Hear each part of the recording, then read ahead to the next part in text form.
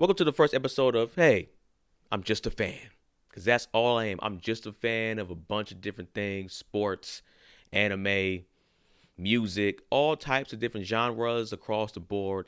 And I'm not a fan of some things. And we're going to talk about both of those. All right. Things I'm not a fan of, things I am a fan of. All right. For example, this Diddy stuff. I ain't really a fan of it, bruh. The diddler out here wilding out. He done boop bop shabam Cassie on camera. And now we gotta watch it. It's all over the place. I don't know how to feel about it, man. It's crazy times. The crazy part about it is that Diddy paid all this money to Cassie to get all this stuff covered up, and the video still comes out. Brother, they want you under the jail, okay? That's just the realness. Like, you was wilding out, bro.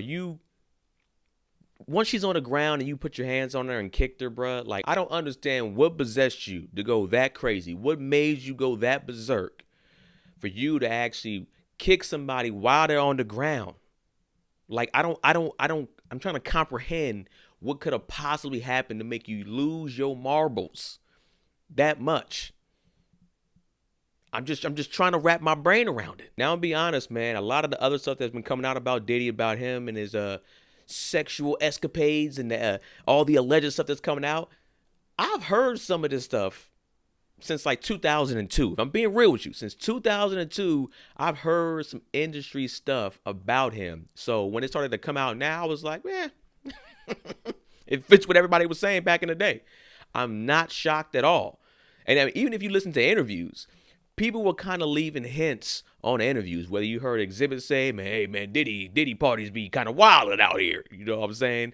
If you listen to the Drink Champs podcast and you had Fabulous and Jada on there, like, I want to party with you, daddy. We party? Nah, we ain't party like how I want to party. There's a lot of suspect pictures out there with Diddy, a lot of suspect interviews. Hey, man, the brother's been sus. That shouldn't be a shock to anybody, if we're being honest out here.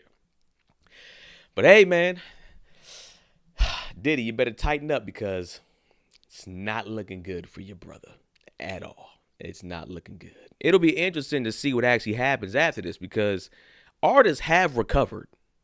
If we're being honest right out here, like Chris Brown, we saw the results of what happened with him. And Chris Brown has pretty much recovered. He's still one of the hottest artists right now. Now, I know it was a little dark for him when it first happened, but if we're being honest, I remember online after the Rihanna incident, I saw women tweet and say stuff online talking about, he can beat me like that, I wouldn't care. That's real. This is not me trying to be funny. This is not me trying to make a joke, anything. There was legit women online saying how he can beat them and they would stay. They wouldn't give a damn.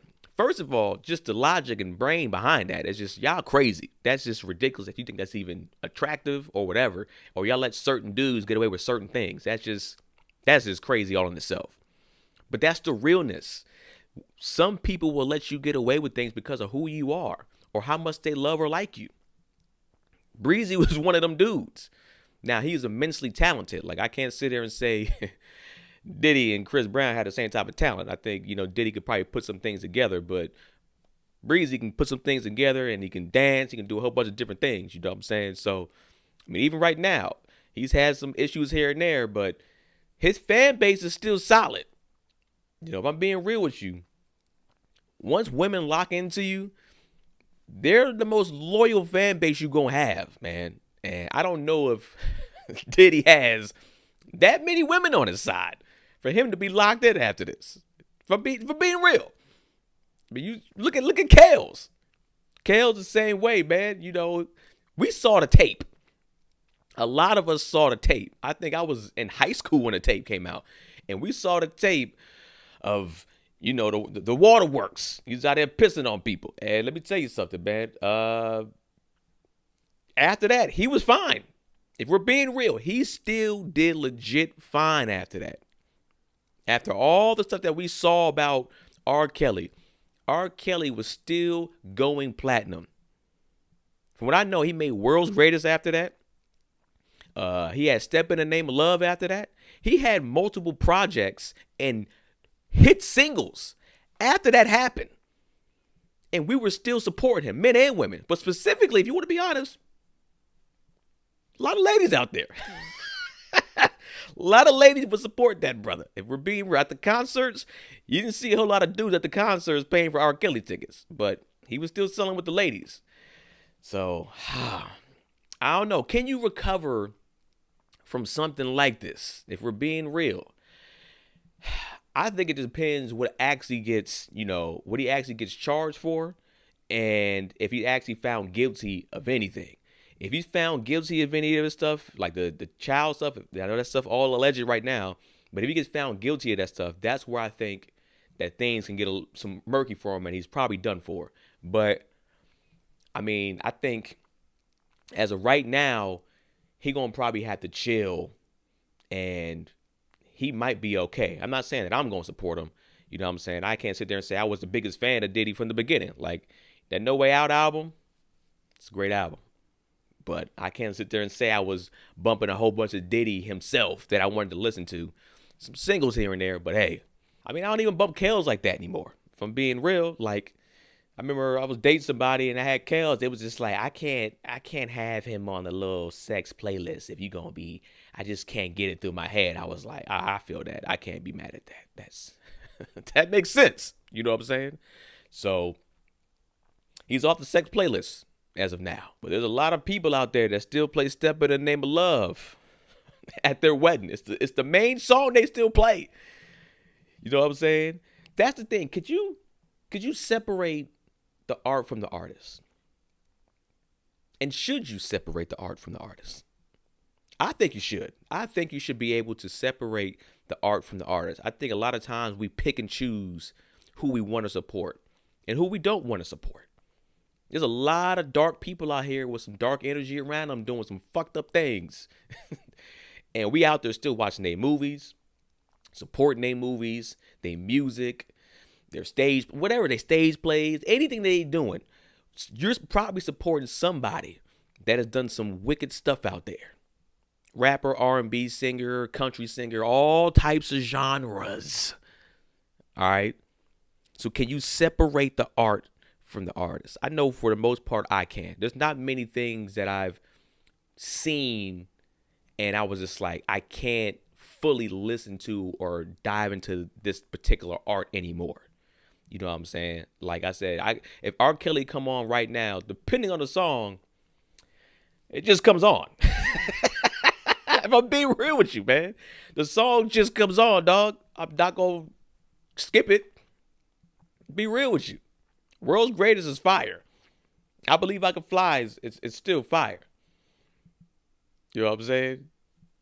That TP2 album, it's crazy to listen to, but some joints on there. But yeah, I personally think you can separate the art from the art. I want to know what y'all think, man. Let me know, man. Follow me on all the platforms and stuff like that. If you can separate the art from the artist, I want to hear from y'all, man. I'm back into women's basketball right now. All right, WNBA is back. I ain't gonna lie to you. College basketballs were brought it back for me first. Women's college basketball, and then I got back into the WNBA. But I'm back on it, man. I've been watching a little bit here and there. You know, when the WNBA first came in to play like that back in the day, I was a fan. Like I watched like the first 5-6 seasons, like religiously, like it was the NBA. Because I was a fan of like Don Staley, Teresa Edwards, Rebecca Lobo, Cynthia Cooper, Lisa Leslie, all of them. I was a big fan, especially because they was on that USA team and they was on Martin. Like they did a lot of like star power. We knew who they were. They were like the faces. And we was watching the WNBA. It was dope. And I don't know, for some reason, there was like a drop off where I just didn't care to watch it. You know, I felt like the WNBA and even like the sports channels, ESPN, they didn't do a good job in helping out and marketing, you know, what it was. It was terrible marketing for them. So I feel like they had a huge dry spell. And now with Caitlin Clark and Angel Reese coming back, and you got a lot of other stars, Asia, she nice and she dope. You know, Maya Moore, Ben Dope, stuff like that. The WNBA is looking like it's back, star power. These women are starting to get bigger checks, bigger deals. 'Cause I know that was a big deal too back in the day. The WNBA is not getting bread like that, and that's at the end of the day, they wasn't bringing in money, and now you're starting to see they're bringing in a lot more money. Now, my boy asked the question. I've been seeing this online too. He said, "Is Caitlin Clark the sole reason why the WNBA is where it is now and selling out?" And I said, absolutely not. Now, is she the main reason? Absolutely she is. But is she the sole reason? No. Angel Reese is a big part of why we are still watching, or why we're actually watching the WNBA also. It's not just Caitlin Clark. She is the main star right now that people are trying to watch for, that's young in the game, that's bringing more eyes into it. I won't deny that. But Angel Reese being her rival in college and doing what she was doing, and, doing the little Tony Yayo, they call it the John Cena. No, you stole it from black people. Like you steal everything else. But that's the Tony Yayo, the John Cena, whatever you want to call it. When they was going back and forth in college, that's why I started watching again, because of them, because of the hype of those games. And Caitlin Clark is a dog. Angel Reese was a dog. Talking that trash, I loved every second of it. But Angel Reese, for me particularly, was one of the bigger reasons why I personally started watching the WNBA again, along with Caitlin Clark. But I wanted to see how they were going to transition from the college game to the WNBA game. And, they're really on Caitlin Clark. Oh, she's having bad games. Give her a second. We're not even 10 games in a season yet. She'll figure it out. Okay? It seems like y'all want her to fail. I don't think she's going to fail. I think there's too many things behind her. But if we're being real, Angel Reese helped out. And if you want to be honest, besides that, with Caitlin Clark, race played a factor. You don't want to say, but it did. Her being white, Angel Reese being black, that collision course helped explode a rivalry that was huge in college basketball, and honestly leading to the WNBA draft to the WNBA. Let's be honest, because I watched the college when they competed in college for that championship game. I was at a black-owned barbecue spot. White people in there, black people in there. Let me tell you something. All the whites were going for Caitlin Clark. All the blacks were going for LSU and Angel Reese. But I would say the biggest difference was when Caitlin Clark was hooping and hitting buckets, black people were like, that motherfucker cold. It's cold. She cold in the motherfucker, man. When Angel Reese and LSU was scoring, the whites were like, they didn't want to show no love to Angel Reese at all. At all.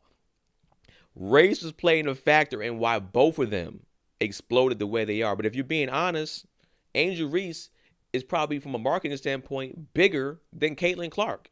So you have to give her that respect in bringing eyes to the WNBA also. So I don't want to hear that shit that she did it by herself, Caitlin Clark. Nah, they kind of needed each other, and I'm glad it happened, because now they're shining light on some of the other stars that always been nice in the WNBA, and that didn't get that bread.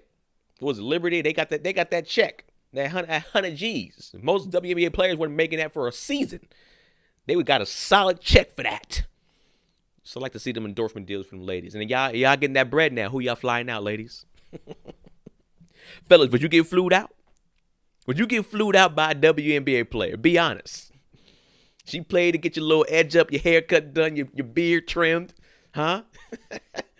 She paid to get you, nice and trimmed up. Get you waxed. Put some nice shoes on your feet. You flying out like a bad bitch to the city? I want to know. I ain't single, so I can't answer that. But if I was single, I'd be like, what's up? What's poppin', boo? What's cracking? All right, so let's get to some hip-hop a little bit, man. It's toned down a little bit. The Drake and Kendrick beef seems like it's finally over. I think there's going to be some little stuff spurring up a little bit. I think you are going to see a Not Like Us video coming soon and stuff like that. But I want to know who y'all think won the beef. I think Kendrick smoked that boy. The boy got smoked. Dot was more prepared, if we're being honest. I know everybody already gave their takes. I gave my take on TikTok before too, but here's my take here on the Hey, I'm Just a Fan podcast. All right. That boy Drake was unprepared. That boy Drake underestimated Dot, just like he did Pusha. For whatever reason, he didn't underestimate Meek Mills. I feel like he went there and was like, let me destroy this man for sure. Drake's arrogance got his ass tapped twice. You can't play with certain dudes that they don't just love hip hop. Hip hop is in their DNA. They study the craft. They love the craft. They love everything about it. The little intricate things that the normal person doesn't think about. Pusha T and Kendrick Lamar think about. Drake, I think, thinks about it a little bit, but it also might be because he's not from here, not from America, that he's not fully engulfed in the culture for real. And I think that played a part in why he got smoked. Smoking on your top 5 tonight. He was one of that top 5. Smoked him out. Here's the thing. Drake thought he was the alpha in this. That's what it was. He thought he was the alpha male, or however you want to call it, in this battle. So he thought he was going to lead everything. Yo, drop, come out. I put out another track. Come on, come out. I'm trying to base you out. Kendrick was just like, I come out when I want to, bro. I run shit. You don't tell me when to come out. He took his time, did what he was going to do, saw all the mistakes that you made, and then beat the brakes off you. I don't know who was in Drake's camp, but they failed that man miserably. Horribly, they failed that man. You thought it was cool to play internet games with Kendrick because he don't be on the internet. But what Kendrick was smart about was that he didn't have to be on the internet like that. He just made everything memeable and internet friendly. All the songs and quotables, the pictures that he put up for the actual song, for the title of the song, those pictures that he put up, he made those things memeable and internet friendly. And everybody was like, yo, you see Euphoria? The meaning? Oh, that's the show. He had everybody doing the research. You didn't think people would also be nerds. That's what it was, right? Kendrick knew that people would nerd out on the little small intricacies of this whole battle. So he put Easter eggs throughout this whole thing that people will go back to. And he made people re-listen to songs. He made it to where you had to listen to the song 4 or 5 times to get things. And be, wait a second, this means that. Oh, wait a second, he said that in the last song. Now I gotta go back and listen to it again. And now a song means something different when you listen to it a 5th and 6th time. Drake's didn't have replay value like that. When Drake dropped Push-Ups, I listened to it a handful of times and I was done with it. I didn't go back and listen to it, to be honest with you. Then even when he dropped Family Matters, I listened to it a few times. And then after that, I haven't listened to Family Matters since, to be honest with you. And this should be a lesson to Drake. Stop mentioning people's wives and or girlfriends or significant others, dog. It's going to get you destroyed. It might be because you don't have somebody and you don't understand that. But when you have somebody that you truly love, they will destroy and kill for them. The man said, don't mention his wife. You poked the bear. He came out and ate your food, dog. If you decide to get in a battle again, I still like Drake. Don't mention a significant other or wife, man. Don't do it, dog. Not in any disrespectful way. Don't lead it to where it's like, oh, I could probably smash your girl, or I did smash your girl, or somebody smashed you. Don't do that. I understand you Mr. Loverboy, and you probably have smashed a whole bunch of dudes, girls behind the scenes and stuff like that, so that's kind of your thing. But you have to understand with certain people, they don't play. I don't know how they do in Canada, but out here, people get shot for that. People legit get killed for stuff like that. And I know a lot of people are saying, man, yo, Drake's career might be over. Drake's career was going to never be over. Drake is too big for his career to be over unless these allegations actually come out as true. The kid stuff, that's not going to hurt him. That's already been done. It didn't destroy him last time. It's not going to destroy him this time. But if the alleged, underage stuff comes out and it ends up coming out being real, then yeah, it might be a wrap. It might be. Remember, Kale's lasted a long time, like I said earlier. All right? And he lasted with video evidence. So if it just comes out that Drake did that, but there's no video evidence, there's a high chance that Drake will live on and be fine. It's crazy to say, but hey, man, we've already seen it happen. But as of right now, I never thought his career was going to be over after that. I know, and I'm a Kendrick fan. I had Kendrick going in and winning the battle from the beginning, to be honest with you. But I never thought it was going to be over for Drake's career. He just dropped the verse with Sexy Red. Sexy Red was, she was there. You know what I'm saying? She makes music for people that's not for me. And here's the thing. I understand and I'm fine with that. She makes music for people that go to the club still. I don't be going to the club like that. All right? I don't shake my ass. All right? So it makes sense that I'm just like, okay, yeah, all right, I'm just sitting here for this. But then Drake came on and started rapping. He was flowing. And then the beat switched. And he used the BBL Drizzy beat. Smart man. There's a lot of people out there, including myself, that said he should rap over that beat. That's what he should do. And he did it. I think Drake, he's very tapped in with the people. He hears what people say, and he's just like, man, what's a good idea? What's a bad idea? This might actually be a good idea for me to rap over this. It's actually funny. You know what I'm saying? It's not really a bad thing like the other stuff that Kendrick did when it came to the alleged stuff that he said about you. You can rap over this beat and make it dope. And that's exactly what Drake did. Smart move by him, man. It'll be interesting to see if this hits top 5 or even goes to number 1 on the charts. Because if it does, people are going to be like, all right, the battle with Kendrick didn't hurt or help him, for real. And it might not have. I think Drake is one of those artists that, like I said, unless that stuff comes out, he's going to be fine. He knows how to make hits. He is that guy. You can't take away from his career what he's done for the past 10 to 15 years when he's been on top of the game. All right? Whether he's your favorite rapper or not. He's not my favorite rapper. But I understand and respect what he's done from that type of style. All right? Also, Cole has dropped a new verse. And a lot of fans are disappointed. They're like, this is the Kendrick effect. Look what he did to these dudes. And if I'm being honest, I wasn't the biggest fan of the verse from Cole, and I'm a Cole fan too. Him and Kendrick were always my 1 and 2 back and forth. You know what I'm saying? Me being an LA dude, that's why I always gave Kendrick, that slight edge, his West Coast all day. But I wasn't one of those people when Cole apologized, like, man, it's over for me, man. Cole done. Y'all really not listening to Cole no more? Because he bowed out. Y'all really not listening to Cole no more? I think you are. Matter of fact, a lot of people were saying once the battle started between Drake and Kendrick, they were just like, we get why J. Cole stepped out. We get why it got too messy. He wouldn't be sleeping right now if he had some skeletons in the closet and they came out like this. So, and that's probably right. You know what I'm saying? I don't know who talked to him. I don't know if Kendrick ever actually called him, or they talking about Schoolboy Q had a talk with him. I don't know about all that stuff right now is actually considered alleged. But I do think he made the right decision. That didn't change his music catalog for me. His catalog is still nice. I can't sit there and say I still like some Drake songs and still have some respect for Drake when it comes to him as a rapper after this battle and not have respect for Cole when Cole lyrically is still that guy. I Might Delete Later still gets hella rotation for me. And I'm going to be honest with you. When I first heard 7 Minute Drill, I was like, why is this here? It legit felt like it was a last-minute throw-on. It didn't even feel like it belonged on the project. So when he took it off, I wasn't tripping. Also, the project is called I Might Delete Later. He deleted something. Later. I can't be mad at that. Also, it was the worst song on the project. Get it out of here. I ain't tripping. But if I'm being honest, right now, Cole has the best project this year for me. Blue Lips is up there also, but right now, the most rotation out of all albums that came out this year so far is I Might Delete Later for myself. That is the most rotated project for me. Cole left Earth on multiple verses on that project. I play 3001 probably every day.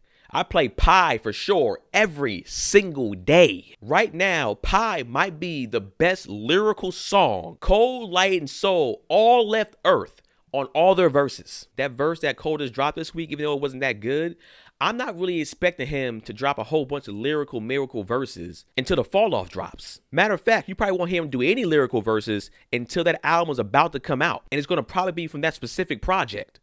And him probably freestyling and possibly even addressing the things that went on with the battle. And as a fan, I ain't tripping. I want to hear the project regardless. He already spent his time doing it. I know he's still lyrically going off. And I still think Cole ain't no hoe. I still think if somebody else comes and try to test him the wrong way, he gonna smoke him. There's probably a high chance that Dot or somebody from that camp did talk to Cole and was like, hey, bro, this ain't really about you. He might lyrically spar with you from some competition standpoint, but he actually don't like Drake, and he's coming for him.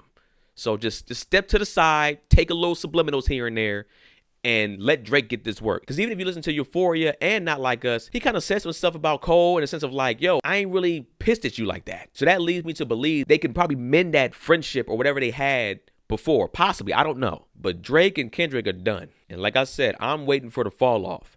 And I'm interested to see if Doc gonna drop something too. I wonder, does he have something in the chamber? People talking about possibly June. I know he's a Gemini also, so he might drop something around his birthday. If he drops something too, ooh.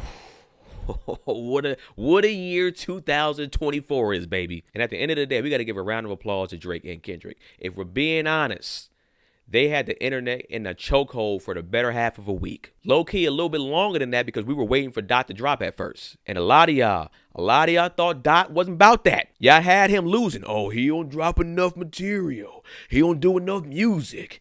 His clip ain't loaded like that. He drop every 4-5 years. When you drop in quality, it takes time. A lot of his projects I sit with for years. So I don't be tripping on him not coming out for years. But during this battle, what happened? He dropped bag to bag to bag to bag. And what did people say? Yo, dog, chill, bro. We need to breathe. We need time to digest. We need time to comprehend. He flooded the internet so bad that he had us begging for him to stop dropping music after y'all said he don't drop enough music. You see what happened? Y'all asses got what y'all wanted and you couldn't even handle it. Because me, myself, I was exhausted as hell during this whole battle. And when it was finally over, I too was like, hey, man, okay, let's breathe. It seems like Drake waved the white flag. And then when I heard like DJ Head kind of come out and say, hey, man, it's pretty much going to be over unless Drake kind of say something, I was like, cool. Let us get time to digest this and actually go back and fully break down these songs. So me, myself, I honestly believe that this battle is probably going to go down in history as one of the greatest rap battles of all time. Because what they did in this particular time, they had the internet in a whole chokehold. We've never seen people hang around the internet and Twitter just waiting for things to drop and happen so they can talk about it, make videos, all types of stuff. That was thanks to these two guys. I want to know from y'all, man. I want to know, how do y'all rank this battle out of all the great hip-hop battles? Right now, I can't give you my ranking, but I know this is probably going to go in the top 3 for sure. I'll probably do another video actually giving my full ranking of the battles. But damn, I feel like just out the gate, it's top 3. Even after I've had time to digest this stuff, I went back and listened to, the locks going at State Property, Jay-Z, Nas, all that type of stuff. I had to go back and listen to those too. And I'm like, okay, this is going to go down as one of the greats. So last thing on the agenda, Apple dropped their 100 top albums.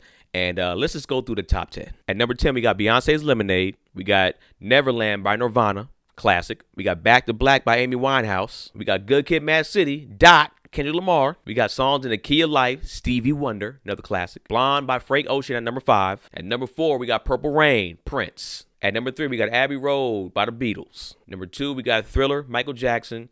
And number 1, we got The Miseducation of Lauryn Hill by Lauryn Hill. If I'm being honest, I haven't heard all these albums yet, but I'm thinking about starting up a new show where I review classic albums and different genres of music that I never heard before and stuff like that, like top 10 from like the 50s and 60s of songs that I might have never heard before or have heard before, and kind of just give them listens. And I want to know what y'all watch a show like that of mine. You know what I'm saying? People do like kind of reviews of albums. It would be a review on albums that I haven't heard before, so I can give my real honest first take instead of just reviewing albums that I listen to. Because sometimes I watch people's review channels and I'm just like, yo, I can tell they heard this before and they're kind of giving their opinion on it now. I want to do a live actual thing with y'all to where I'm giving y'all my real reaction in real time with these albums. And I want to actually review these top 10 albums, and then I want to give you my re-ranking of this order. So I want to know, would y'all be down to watch a show like that if I did that? Now, something like that will probably be on my Patreon because it's going to take a lot of work. Now, back to the top 10 list. If I'm being honest, I think Michael Jackson should have at least 2 albums on his top 10 list. Because to me personally, Bad is a better album to me than Thriller. I know Thriller got all the accolades, but I go back to Bad a little bit more than Thriller. Low key, Off the Wall should probably be in this top 10 also.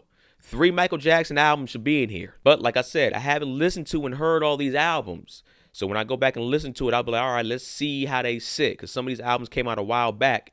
And, to me, a classic album is, no matter how you listen to it or when you listen to it, it should hold up. So it'll be interesting to see when I go back and listen to these albums. I'll be like, all right, yeah, I'm going to put this one here, put this one over here, drop this one number 1, number 2, stuff like that. Because if I'm being honest, looking at this list right now, I wouldn't put Lauryn Hill's Miseducation, Lauryn Hill number 1. It would be my number 1. I would put Thriller over that, if I'm being honest with you. And for me personally, I'll put Good Kid, Mad City over that because that album has more effect and sentiment to me personally. Not saying that the Miseducation of Lauryn Hill doesn't, because that's a classic and great album. It's for sure in my top 5. But I personally would have Good Kid, Mad City over that album. So yeah, man, thank y'all for tuning in, man, to the first episode of Hey, I'm Just a Fan podcast or show. Like I said, I don't know what it's even going to be yet, but I'm going to put it out at least on YouTube and probably eventually have it on my Patreon. I do multiple episodes of this and do some exclusive episodes to the Patreon.